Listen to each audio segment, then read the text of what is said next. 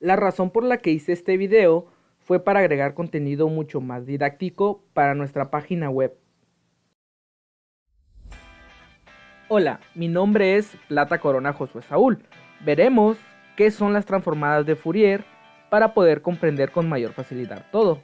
Primeramente, definimos lo siguiente. ¿Qué es una señal?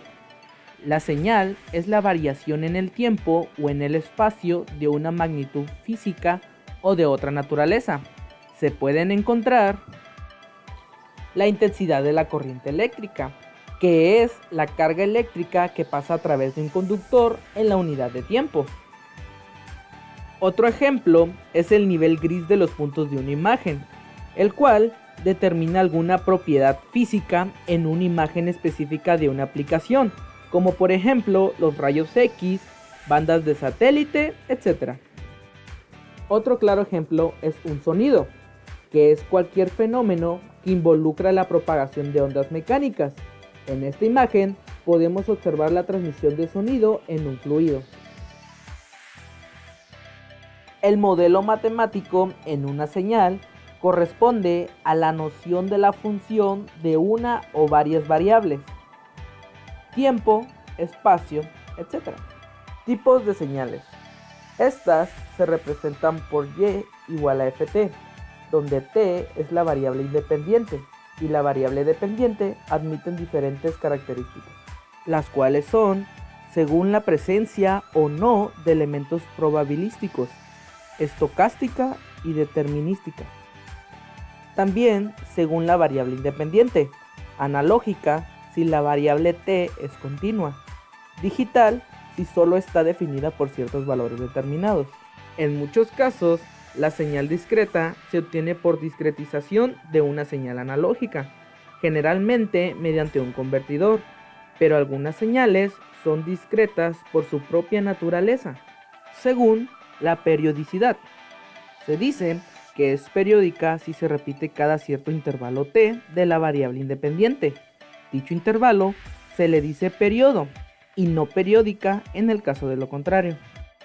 Su frecuencia con la que se mide es para indicar el número de repeticiones de cualquier fenómeno o suceso periódico en la unidad de tiempo, como indica la siguiente fórmula. Por último, según la exactitud de los valores. Si los valores de la señal son exactos, se les denomina función. Las transformadas de Fourier relacionan una función en el dominio del tiempo mostrada en rojo con una función en el dominio de la frecuencia mostrada en azul. Las frecuencias componentes extendidas para todo el espectro de frecuencia son representadas como picos en el dominio de la frecuencia.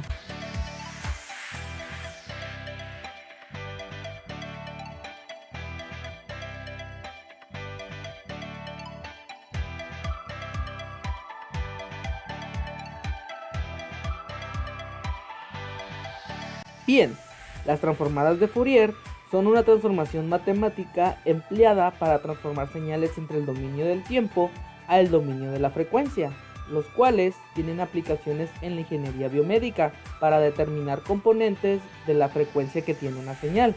Como se sabe, las ondas de un electrocardiograma son un trazo gráfico de la actividad eléctrica del corazón, ya que esto consiste en una serie de formas de ondas que ocurren en forma repetitiva. Estas formas de onda se originan en una línea original plana llamada la línea de isoeléctrica, la cual se plasma en un papel mediante una representación gráfica o un trazo en el cual se observan diferentes ondas que representan los estímulos eléctricos de las aurículas y los ventrículos. En el electrocardiograma existen dos magnitudes, las cuales son el tiempo, que es lo ancho, el cual es expresado en centésimas de segundos. El segundo es la altura o profundidad, el cual va a eludir al voltaje, que es la fuerza de los potenciales eléctricos. Algunos aspectos del electrocardiograma son la señal, que se constituye por 6 subseñales ilustradas en la siguiente imagen. Hoja de electrocardiograma. En la hoja se plasma el registro de las ondas. Equipo de electrocardiograma. En el equipo se lee el registro como tal donde se realizan los estudios o el examen. Las señales que arroja el electrocardiograma al realizar el examen al corazón se dividen en varias subondas, las cuales son onda P, onda Q, onda R, onda S, onda T y onda U. La onda P representa su despolarización auricular, los cuales miden normalmente de 0,06 segundos a 0,10 segundos de anchura, 0,5 milímetros a 2,5 milímetros de altura.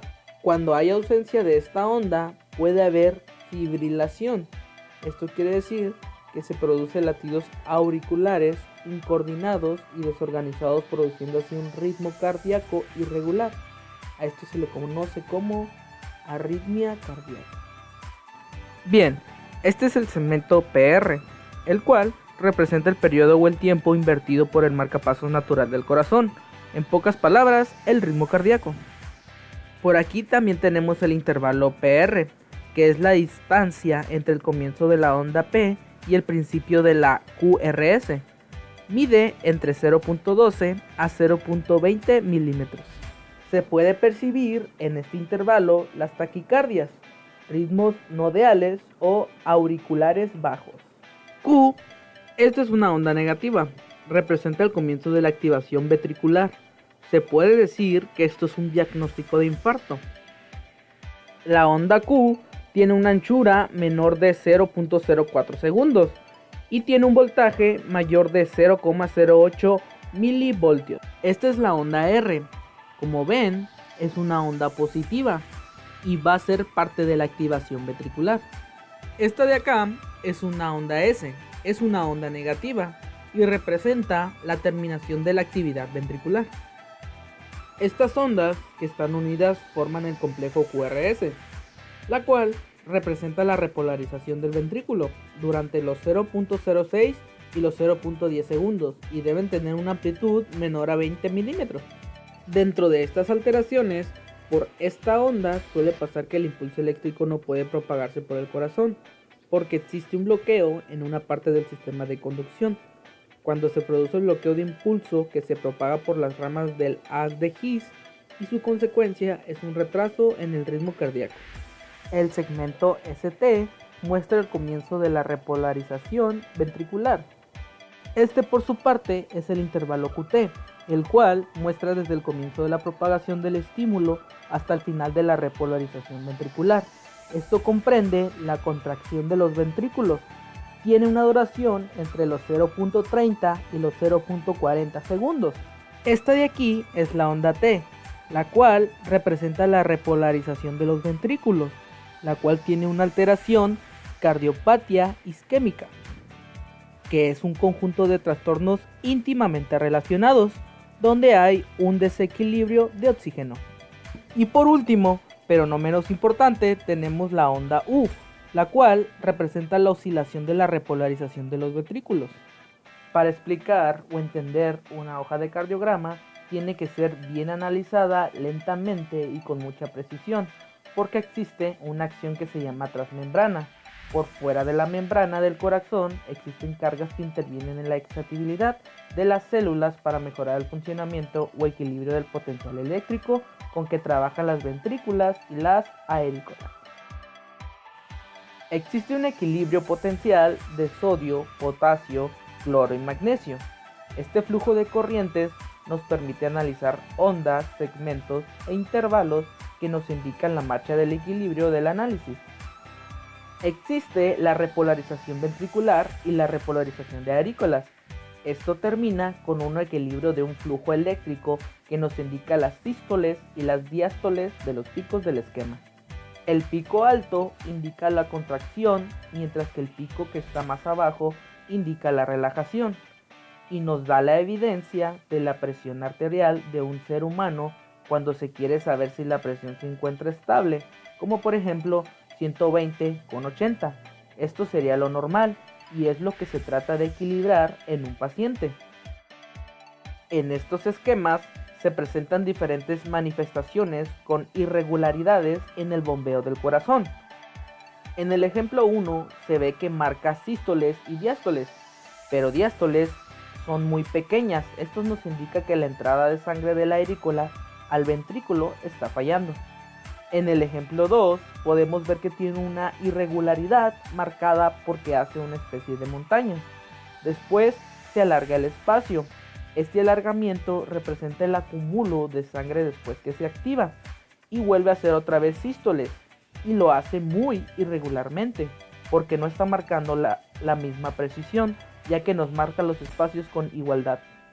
En el tercer ejemplo vemos que hacen de nuevo sístoles y diástoles, pero esta vez están muy bien presentadas. Más adelante presenta un espacio muy alargado. En el cuarto ejemplo da a entender que la persona ya no tiene reflejos, que no tiene contractibilidad de ningún tipo, no hay envíos electroquímicos y no recibe ninguna señal e indica que es la muerte. En conclusión, un electrocardiograma indica constantemente la marcha y el trabajo reforzado que recibe el músculo del miocardio. Es muy importante ya que nos indica el flujo de sangre que entra y sale y se dirige a todo nuestro organismo.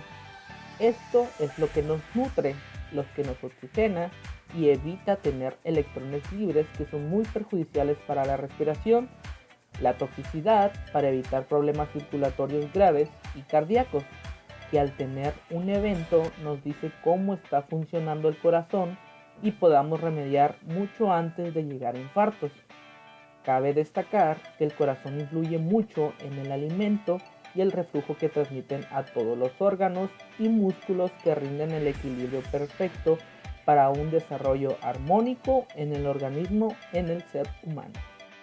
Continuando con otro apartado, este es el triángulo de Beethoven, el cual es fundamental conocerlo a la perfección para luego comprender la positividad o negatividad de ondas en las derivaciones de las extremidades, así como para comprender el cálculo del eje eléctrico del corazón. Se describe que el corazón, siendo una gran fuente de corriente y el cuerpo un gran conductor, se podría dibujar un triángulo imaginario alrededor del corazón en cuyos lados se proyectarían las fuerzas eléctricas emanadas por el músculo cardíaco. Es entonces que el brazo derecho presenta una polaridad negativa, debido que la base del corazón se proyecta sobre él. Por otro lado, el brazo izquierdo recibe un potencial muy poderoso de la parte lateral del ventrículo izquierdo, ya que se aproxima al miembro y genera electropositividad.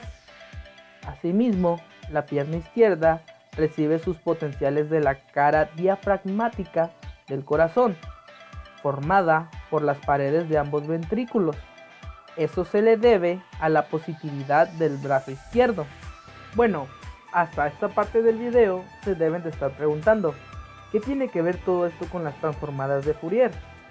Bueno, pues el electrocardiograma da una señal XT, la cual es la amplitud de función del tiempo que puede ser descompuesta mediante la fórmula de la serie de Fourier, donde A sub n, B sub n son el coeficiente de Fourier y la L es la longitud de la serie. Además, las transformadas de Fourier pueden sintetizar la función original mediante una transformada inversa.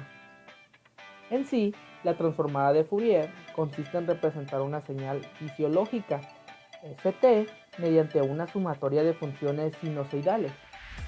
En este caso, el electrocardiograma es una señal sinusoidal, ya que facilita el momento de analizar nuestra gráfica y es mucho más práctica la recopilación de datos de frecuencia y amplitud. También se puede utilizar lo que son las transformadas discretas de Fourier. Esto se suele originar dentro de una frecuencia de dominio del tiempo. Se requiere que la función de entrada sea una secuencia discreta y de duración finita. Dichas consecuencias se suelen generar a partir del muestreo de una función continua, como puede ser la voz humana.